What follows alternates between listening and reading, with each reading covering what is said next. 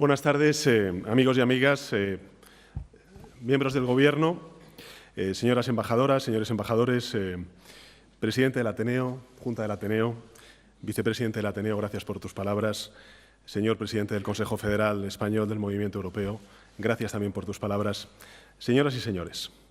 Antes lo comentaba el presidente del Consejo Federal del Movimiento Europeo. El 15 de enero pasado intervine ante el Parlamento Europeo para hablar sobre el futuro de la Unión.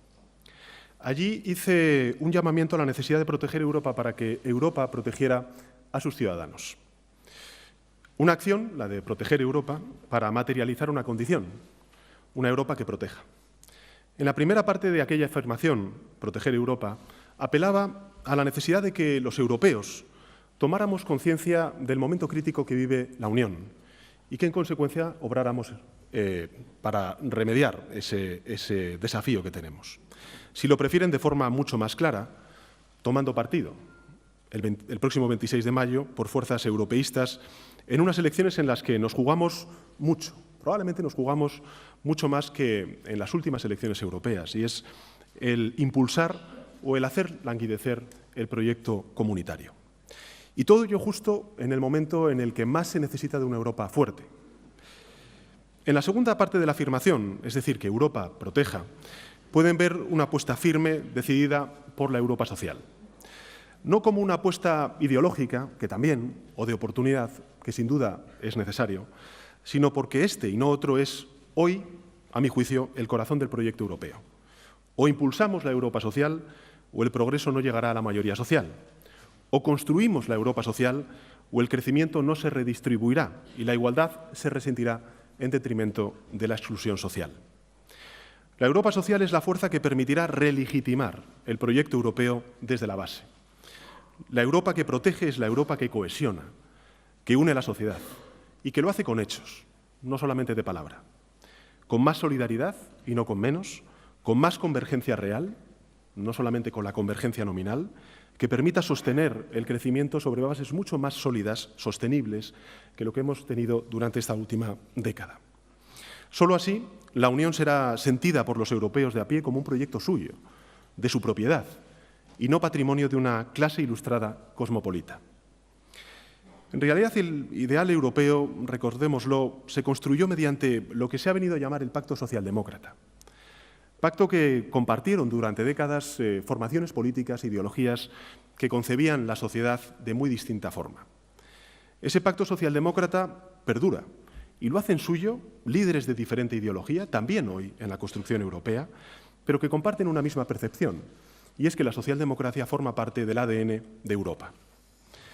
Somos socialdemócratas porque creemos que la Europa social es la Europa que protege, la Europa que avanza sin dejar a nadie atrás. Proteger Europa, en consecuencia, es fortalecerla y no ensimismarla, como estamos viendo también por parte de otras propuestas políticas. No debilitarla, enquistando los problemas, mucho menos disgregarla con nuevas trincheras mentales o incluso también físicas. Tampoco centralizar sus competencias, negando la diversidad de Europa o debilitando el principio de subsidiariedad que es tan importante en la construcción europea. Proteger Europa es federalizarla. Es volver a alinear los principios con los actos, la filosofía con la realidad, los valores con los hechos. Tenemos muy claros los principios, la filosofía y los valores europeos. La herencia, en definitiva, de la Revolución Francesa. La libertad, la igualdad y la fraternidad. Desterrar para siempre el recuerdo de una Europa ensangrentada por guerras y disputas territoriales. Más que nunca fraternidad entre los pueblos de Europa. Fraternidad que también significa en este momento compartir voluntariamente parte de nuestra soberanía. Precisamente, compartiendo esa soberanía, lo que estamos haciendo es ser más soberanos en grandes cuestiones que nos desbordan si peleamos en solitario. Europa nació gracias al idealismo de hombres y mujeres reunidos en torno a movimientos como el que hoy acoge esta conferencia. En torno al legado de hombres como Altiero Spinelli, que dio forma a los fundamentos de la Europa federal en las cárceles de la Italia de Mussolini. El movimiento europeo es, en esos términos, una auténtica semilla de la Comunidad Europea nacida oficialmente en 1957. Un movimiento transversal en lo ideológico, impulsado por quienes, desde distintos puntos de vista, desde distintas concepciones de la sociedad, comparten un mismo atributo, el europeísmo. Hoy, En este foro, querido Patxi, quiero reconocer el compromiso del movimiento federal europeo, agradecer vuestro trabajo y reivindicar el espíritu del movimiento europeo.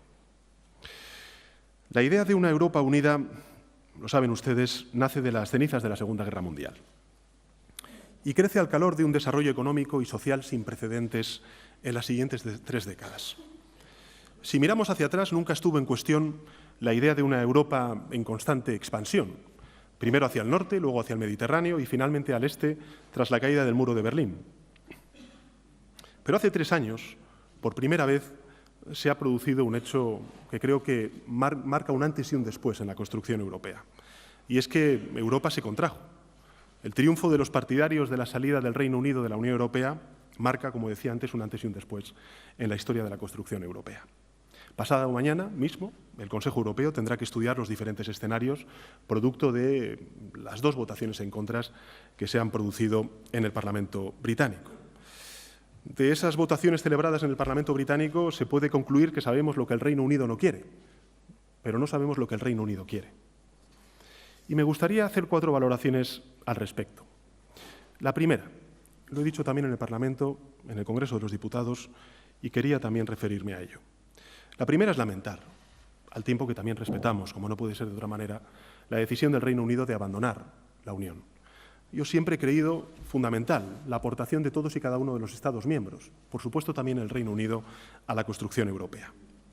La segunda es que tenemos un acuerdo de retirada, que es el mejor posible, el único viable, y el Parlamento británico debe entenderlo. España tendrá una posición constructiva para lograr una salida ordenada del Reino Unido. Si no se ratifica el acuerdo de retirada antes del 29 de marzo, escucharemos con atención cuál es la propuesta que hace el Gobierno británico. Si se propone una extensión, deberá indicarnos para qué, con qué fin, por cuánto tiempo. No se puede avanzar haciendo círculos. Tercera valoración, confianza. Ante una salida desordenada eventual que se pueda producir del Reino Unido, España está preparada. Hemos elaborado ya un plan de contingencia que esperaremos a que sea refrendado, esperamos además con una amplia mayoría por parte de la Diputación Permanente en el Congreso de los Diputados. Trabajaremos por tener, en este sentido, las mejores relaciones con el pueblo británico, dados no solamente la diáspora tan importante de ciudadanos españoles que viven en el Reino Unido, la de británicos en España, sino sin duda alguna también las relaciones comerciales y económicas que tenemos con ellos. Y finalmente me gustaría hacer una reflexión, porque la democracia afortunadamente no es un cara o cruz, no es una moneda que se lanza al aire con una elección binaria. Afortunadamente la democracia, como decía antes, tiene más opciones. La elección no era, a mi juicio, nunca debió ser o quedarse en la Europa del status quo o marcharse. Hay otra, que nunca fue contemplada por aquellos que convocaron el Brexit y que supone la verdadera respuesta en este mundo global en el que los desafíos nos exigen unión. La opción siempre fue ser Europa, pero una Europa mejor. El Brexit es la concreción de un tiempo en el que la mentira se abre paso, con el uso de mecanismos de resolución completamente equivocados, como el referéndum, para afrontar dilemas complejos. Se pedía entonces un sí emocional, un sentimiento más que un voto. Y ya sabemos cómo funcionan los sentimientos sin contrapesos, ciegan. Ahora los británicos están descubriendo lo que puede ser la vida sin Europa, sin su mercado, sin su compromiso, sin su solidaridad y el esfuerzo conjunto del resto de países. Están descubriendo que, al votar por la salida, votaron por menos riqueza y mayor reclusión, menor influencia y mayor pérdida de beneficios reales, tangibles para el conjunto de la ciudadanía británica. El Parlamento británico, ante los dilemas planteados por la destrucción que supone el Brexit del entramado de relaciones jurídicas, políticas y también sociales de más de 45 años, se encuentra en una situación de bloqueo total. Gracias.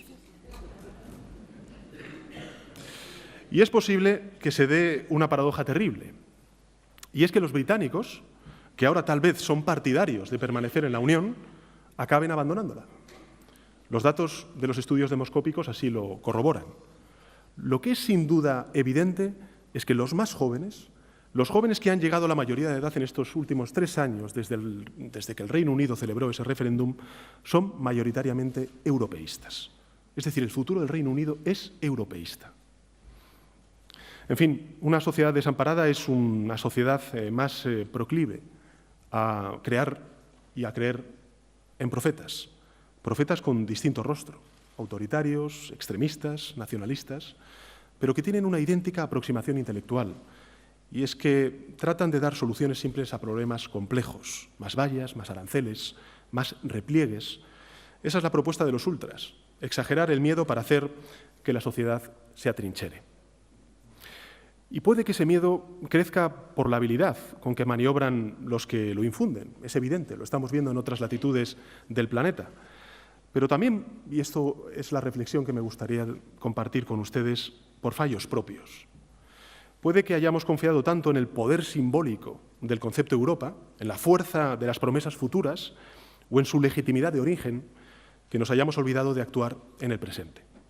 Y ese presente se llama desigualdad, se llama precariedad, migraciones, calentamiento global del planeta, brecha de género, el futuro de nuestra juventud, la deslocalización industrial, el impacto que va a tener la digitalización y la inteligencia artificial sobre el mundo del trabajo, el envejecimiento de la población, la gentrificación de las ciudades, el acceso cada vez más imposible de los jóvenes a una vivienda y la seguridad ciudadana ante el crimen organizado o el terrorismo internacional.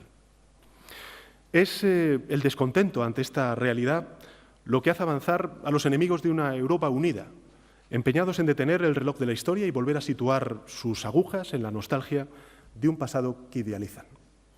Pero el futuro de una sociedad no puede ser, no debe ser su pasado. Los enemigos de Europa, que no solo están fuera, también hay que reconocerlo, están dentro, están entre nosotros, jamás resolverían los problemas existentes, al contrario, los agudizarían y crearían otros nuevos, porque viven del conflicto. Su existencia se justifica por la persistencia de los problemas. Su lógica es enquistar los problemas y nunca solucionarlos. En definitiva, polarizar las sociedades y no unirlas en torno a un propósito común. Los enemigos de Europa rebaten hasta los hechos objetivos. Rebatirían, si me permitís, en términos coloquiales, si fuese necesario, que el sol sale por el este y se pone por el oeste. Nada lo ilustra más que aquella frase de un partidario del Brexit que dijo lo siguiente: la gente está cansada de sabios y de expertos. El objetivo, sin duda alguna, era restar valor a la verdad empírica, a los daños objetivos del desastre económico representado por el Brexit. Al sembrar la duda sobre los expertos, no solo se desacreditaba su razonamiento por cuestión de origen, la llamada falacia dominem, sino sembraba la división por el enfrentamiento entre el pueblo y las élites, entre perdedores y ganadores, entre el mundo rural y la urbe. En aquellos tiempos del Brexit hubo otro político británico que tiró de demagogia para hacer política. Uno de los líderes dijo algo así como que después del referéndum del Reino Unido habría 100 millones de europeos más que seguirían esa misma línea. Por tanto, no era tanto la salida del Reino Unido de la Unión Europea lo que buscaban. Lo que buscaban era la muerte de Europa. Una afirmación, por otro lado, vista la experiencia desde 3 años a esta parte, bastante frívola, porque a día de hoy ningún europeo quiere seguirles. Los partidos que llevaban en sus programas la salida de la Unión Europea han reformulado esa intención, a la vista de la catástrofe que supondría en términos electorales. Su antieuropeísmo ahora está embozado, han aprendido a disimular, porque saben que la ciudadanía europea no va a comprar tal argumento, porque intuyen, aunque sea esa la palabra, que la unión hace la fuerza y que la disgregación solo traería mayor incertidumbre y zozobra a sus vidas. Pero no nos equivoquemos, siguen pensando lo mismo, que nadie se engañe. Quieren volver a una Europa preilustrada, que no crea en la razón, a una Europa agresiva y conflictiva, problemática. En definitiva, a una Europa hostil para con sus propios ciudadanos. Quieren, como he dicho antes, la muerte de Europa. Para derrotarles necesitamos un ideal de Europa que se traduzca en certezas. Todos necesitamos de certidumbres en la vida. Los ideales son muy necesarios. Los ideales nos marcan un horizonte hacia el que caminar. Pero también hay que reconocer que con los ideales no basta para llenar la despensa, ni para abaratar el precio del alquiler de los jóvenes, ni por supuesto tampoco para garantizar unas pensiones dignas.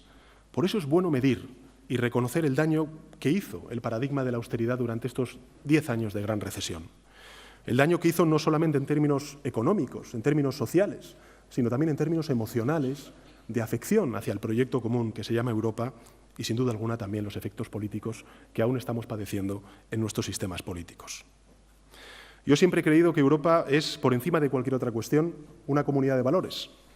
Europa solo tiene sentido como proyecto si defiende algo que es muy preciado para la socialdemocracia, la cohesión.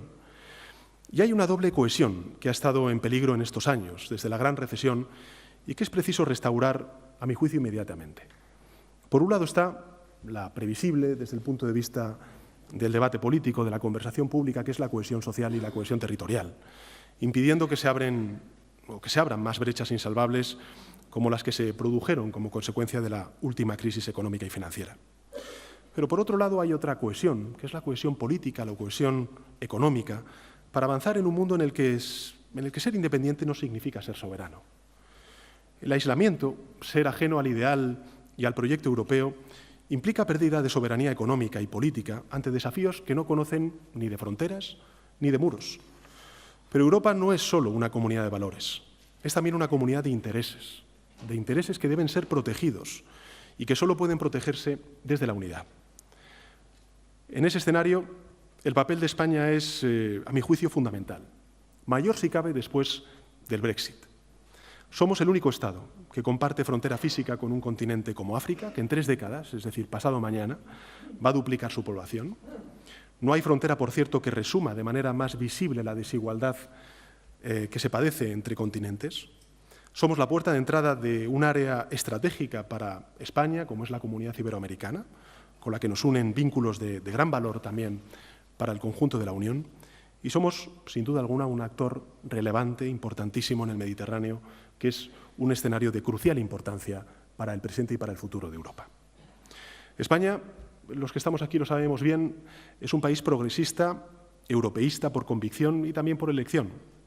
Europa es progreso frente a la involución, es avance frente al repliegue, es construir una soberanía europea sin tener que renunciar a nuestra identidad como españoles. España quiere estar en el núcleo decisor del nuevo impulso que la Unión necesita. Y yo creo que de hecho ya lo está. De que ese es el camino, el que nos une junto con otros gobiernos europeístas, el que quiere la inmensa mayoría de la sociedad española. Una sociedad que reiteradamente en todas las encuestas de opinión se muestra comprometida con los valores europeos como casi ninguna otra en el continente. La Unión nos protege frente a la competencia desleal de otros gigantes extranjeros, del abuso de posición dominante de otras potencias comerciales o del abuso de grandes compañías tecnológicas que comercian con los datos de los ciudadanos, poniendo a veces en riesgo nuestras propias democracias. Es decir, valores irrenunciables e intereses justos son los que defiende la Unión Europea. La Unión que queremos es la Europa de la Industria 4.0, que compita por la excelencia, que cree una economía moderna, emprendedora, sin renunciar a algunos de sus potenciales económicos más distintivos. La inteligencia artificial, el universo digital, la robótica, las energías limpias son los espacios en los que ahora mismo se está pugnando por liderar las nuevas relaciones internacionales, y Europa tiene que mirar a China y a Estados Unidos y ocupar el espacio que le corresponde junto a ellas. Para ello apostamos por una política comercial activa, sin duda alguna, que abra mercados, al tiempo que refuerza 2 pilares fundamentales, al menos para un proyecto socialdemócrata como el que nosotros queremos representar, el social y el medioambiental, y sin duda alguna también fortalecer el sistema multilateral.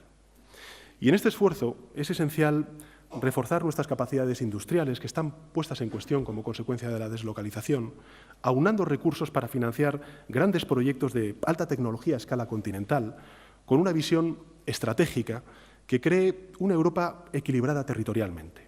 Una Europa capaz de competir globalmente en los mercados y de rivalizar, como decía antes, con la pujanza de Estados Unidos, de China y también de India.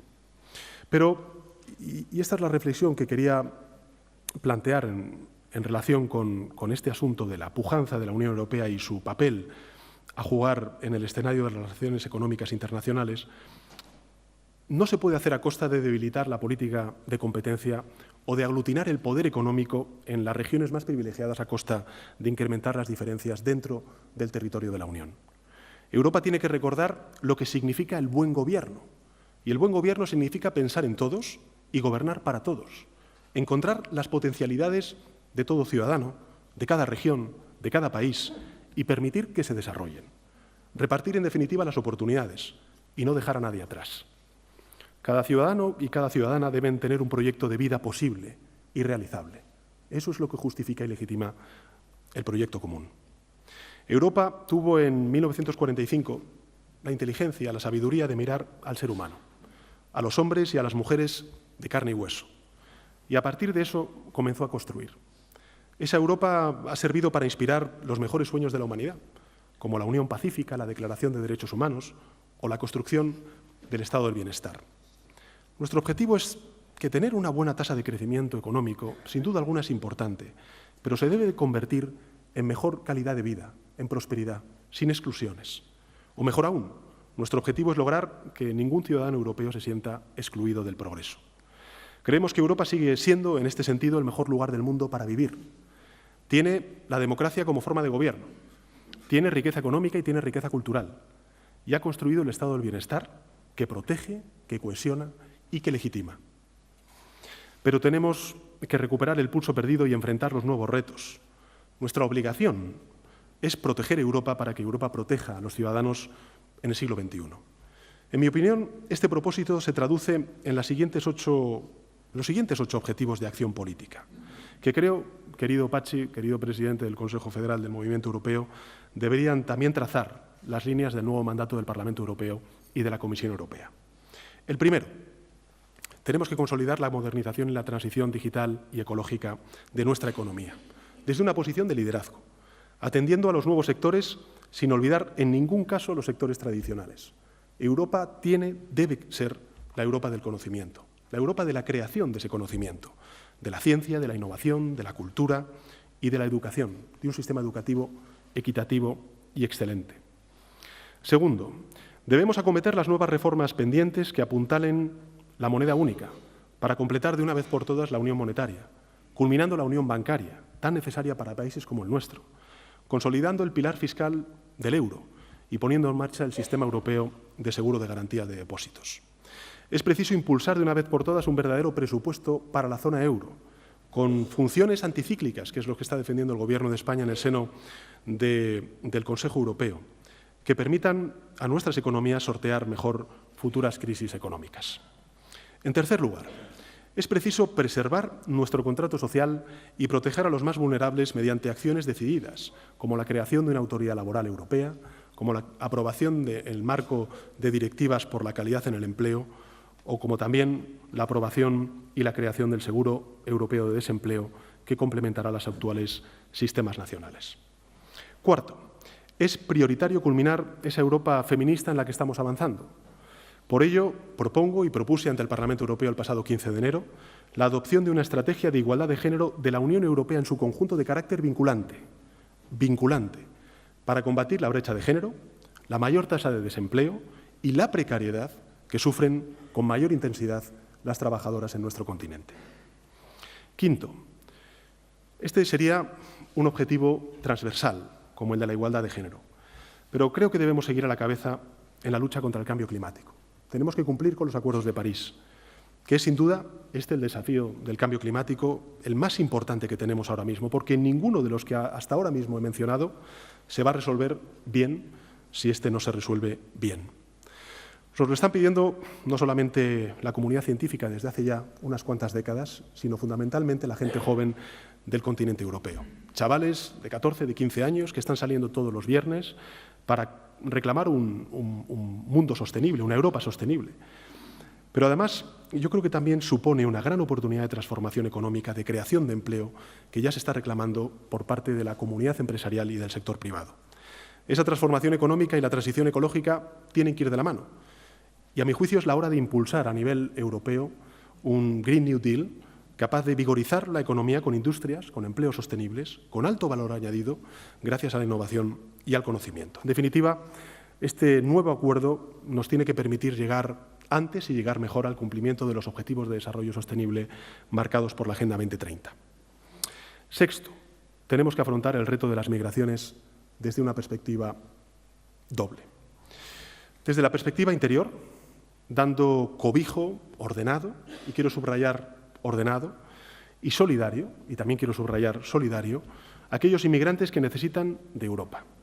No podemos permitir que se instale en este tema el enfoque perverso que se centra solo y exclusivamente en la migración irregular.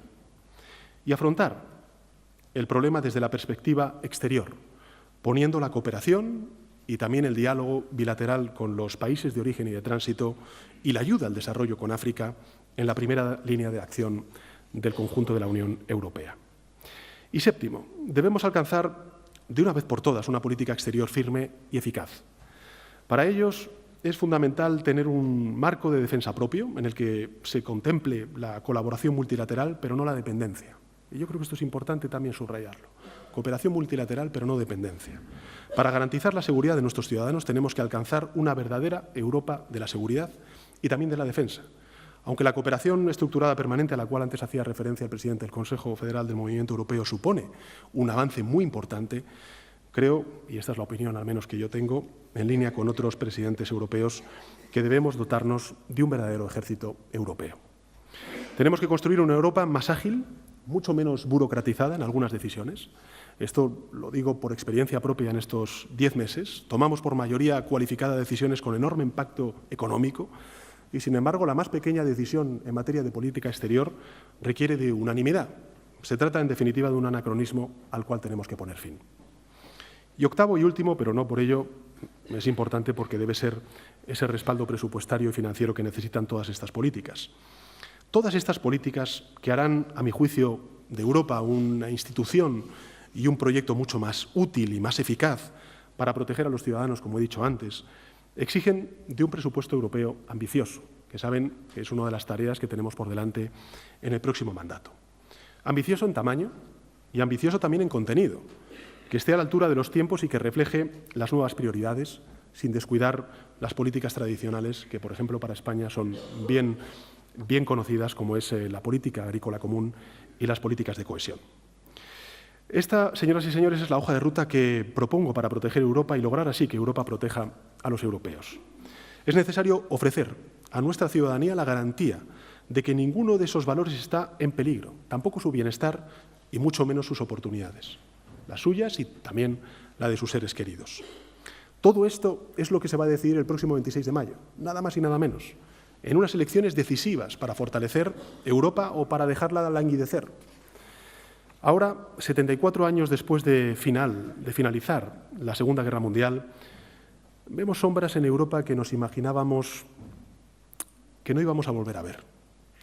Vemos de nuevo a quienes proclaman las virtudes de las fronteras cerradas, a quienes defienden la insolidaridad e incluso justifican y aceptan la pobreza, a quienes profanan cementerios judíos, a quienes extienden un discurso de odio, a quienes preconizan identidades y culturas rocosas, sin mestizaje y sin contaminación. En definitiva, el próximo 26 de mayo elegimos entre una Europa u otra, entre la que avanza o la que retrocede, entre la que integra o la que excluye, entre la que se une para ser más fuertes o la que se disgrega y, en consecuencia, es más débil, entre la Europa que supo imaginar el mundo tal y como debía ser y se puso manos a la obra para poder realizarlo, o la Europa enfrentada, anticuada y ensimismada. En la Europa de 2019 es verdad que han proliferado los grupos que defienden posturas muy parecidas a las del Brexit. Esas fuerzas aparecen como aliadas y compartirán, estoy convencido, grupo parlamentario en la próxima legislatura en el Parlamento Europeo. Pero en realidad, si nos fijamos bien, solo están unidas por sus odios. Nada más que por sus odios. Yo creo que Europa merece que su proyecto perdure, que se fortalezca. Merece seguir siendo el mejor lugar para vivir y la fuente de inspiración de ideas políticas, de bienestar social, que hagan avanzar el mundo de una manera mucho más justa. Juntos somos el segundo bloque económico y la primera potencia comercial de largo en la economía mundial. Por separado, debemos resignarnos a vivir en un mundo diseñado por terceros, en los cuales nosotros no tendríamos la capacidad de poder influir.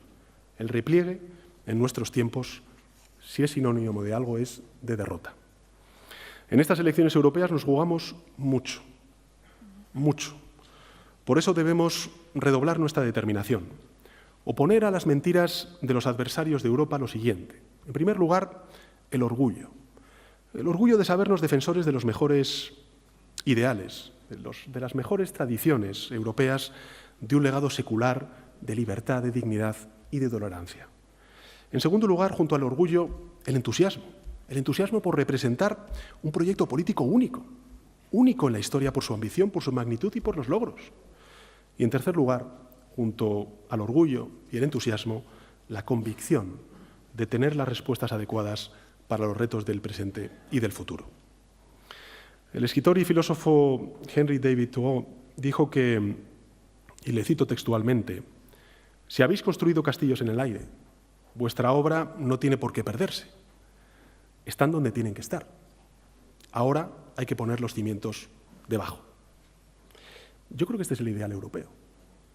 Cuando nadie se atrevía a construir castillos en el aire, nosotros los construimos, sabiendo que era ahí donde tienen que estar los castillos, en el alto, divisando el mundo.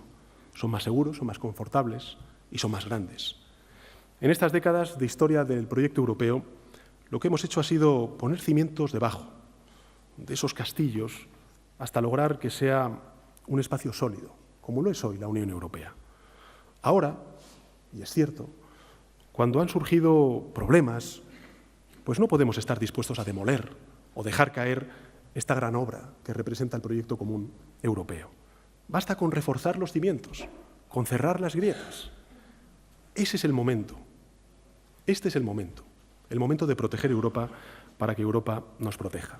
Y a mi juicio, y creo que en esto seguro que todos los que estamos aquí presentes, con independencia de qué ideología representemos, en este desafío estoy convencido de que Europa podrá contar siempre con España. Gracias.